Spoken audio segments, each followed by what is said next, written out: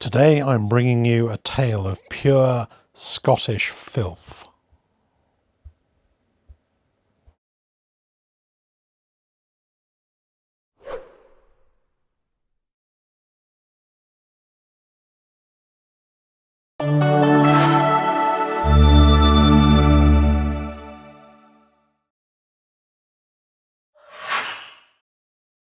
YouTube, and my name is Numi, and it's always true, well, usually true, that where there is muck, there's money. Where there's muck, there's brass.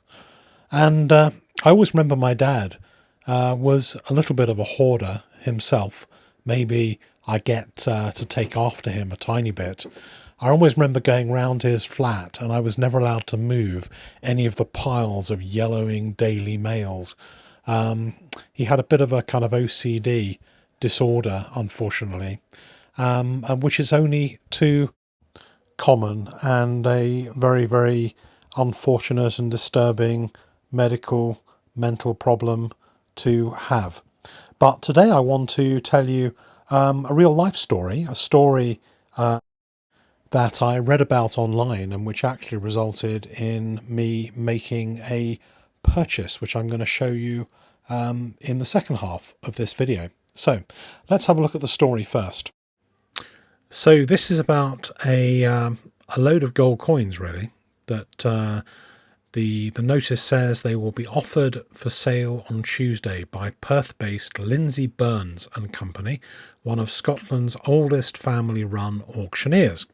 Valuer Nick Burns said he was expecting a large amount of messy junk when he approached the client's house.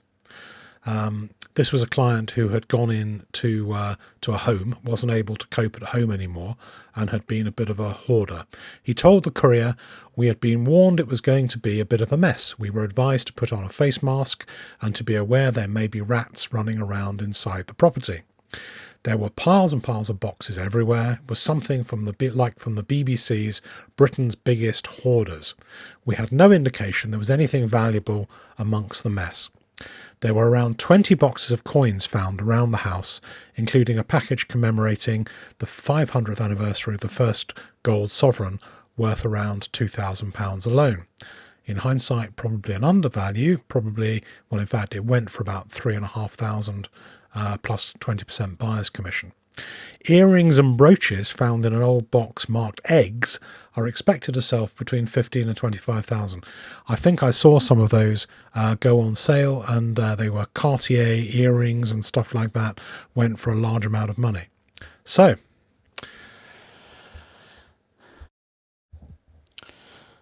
here he is, Mr. Burns, at the auction house with his loot that he wasn't expecting to find in a house clearance. And this was all sold a few days ago in an auction of fine art, and I paid attention to this, and I thought I would have a go at bidding for one of those sets.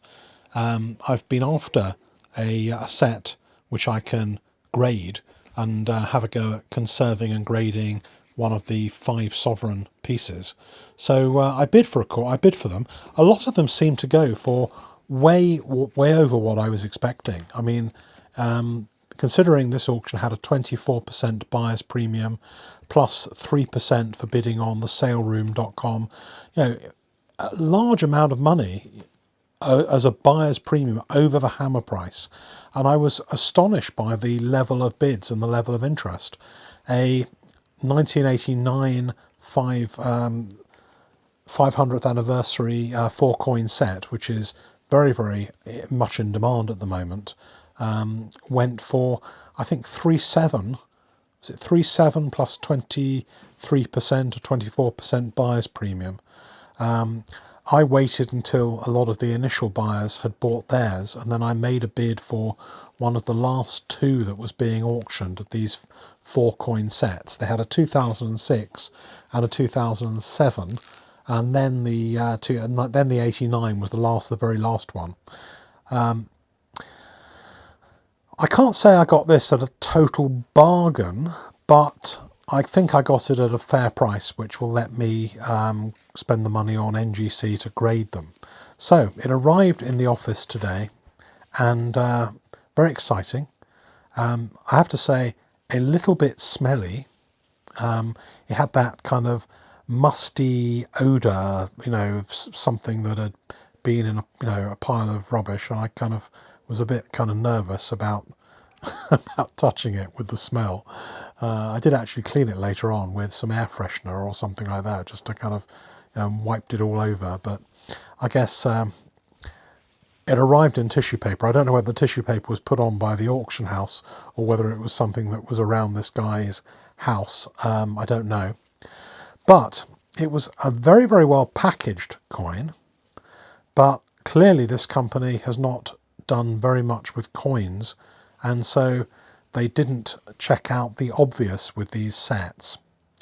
And you'll see what I mean in a second. Lindsay Burns & Co. auction number 446 was the lot number, so you can look it up on their website. You can see all the other coins that were in the auction. So let's have a look. Oh no! Oh, disaster, catastrophe, outrage, anger. Not good at all. One of the things about these sets is that when they're travelling, sometimes the capsules kind of unscrew themselves, and if there's not extra padding put in the box to hold them down, then you can have disaster situations like this, which could have been averted if the auction house had actually taken them out and screwed them up so they were tightly screwed. So possibly a big disaster. Let's have a look at the coins. So a kind of cheering sight seeing one of these beautiful proof quintuple sovereigns. Very, very pretty coin. That one is in nice condition. Probably could do with a little bit of conservation and cleaning up before it's put into a slab. Then you've got the 2 sovereign, the £2 coin. Nice cameo, again, very nice. The big worry is whether these other coins have been damaged in any way. I mean, this is just horrible, absolutely horrible. So let's have a look and see whether there is any signs of damage on the 1 sovereign. It's got a little bit of a haze on it, which will come up really well if it's conserved. All that will disappear and it'll be fresh as a daisy. I can't see any particular damage on it.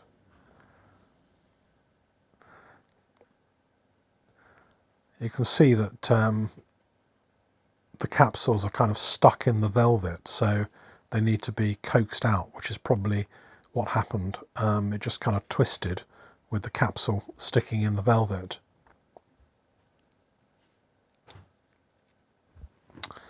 So let's have a look at the St. George side. Again, no particular signs of any damage,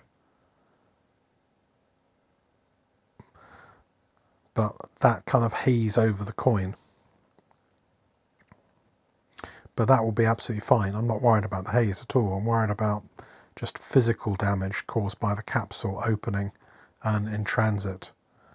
I can't see any particular signs of damage, to be honest, but I can see myself having to agree with the auction company something in terms of compensation, or maybe if these coins don't grade the way I think they should grade, because of some kind of damage I haven't noticed, then I think compensation would be in order for that. And then you've got the little half sovereign as well, and hopefully that one is also reasonably okay as well.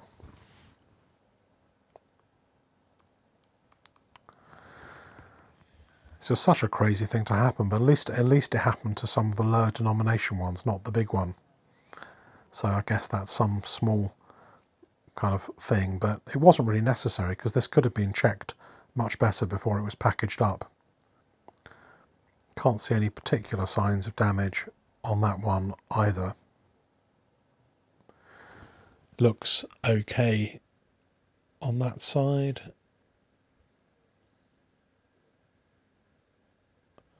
Looks kind of reasonable on that side. I think I'm going to have all these coins put through NCS to improve their presentation. Who knows, maybe I might get lucky on the 5 sovereign and get a 70 or something like that. Can't see any particular signs of damage. If any of you are better at noticing things than me and see something caused by that problem, then let me know. But that looks pretty much okay to me. But what a shocker, eh? I've had it. It's a bit like how the Krugerrands, the silver-proof Krugerrands, arrived last year. They all arrived in exactly the same way. All the capsules were open inside, which is not a good thing, really. Let's have another little look here and just double check some of these.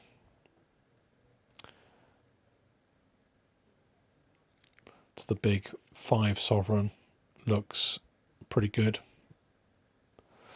It's no wonder people are going mad about these 5 sovereign pieces now. They've got such great presence. There's 1.18 or it's almost 1.2 ounces of fine gold in one of these coins. Just the right size, really. And then you've got the 2 sovereign, which is just under half an ounce of gold. I think it's 0.47 something or other of an ounce. Looks very nice condition.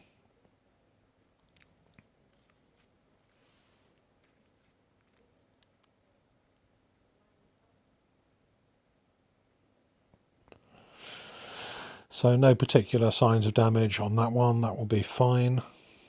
Let's have a quick look at the certificate. So this is one of a series of 1,750, I think, of these that were minted.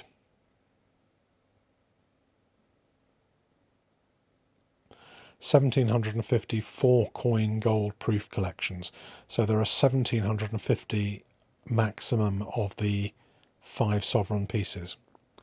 I mean, it's interesting, isn't it? Because you know, for example, I think how many 2017 special 5 sovereign pieces are there? 750 only. So the mintages have come right down as well. So that was my hoarding, buying, hopefully not too much of a disaster. I hope you enjoyed that, and let me know what you guys think about this whole thing and the way these coins came from the auction house Lindsay Burns of Perth.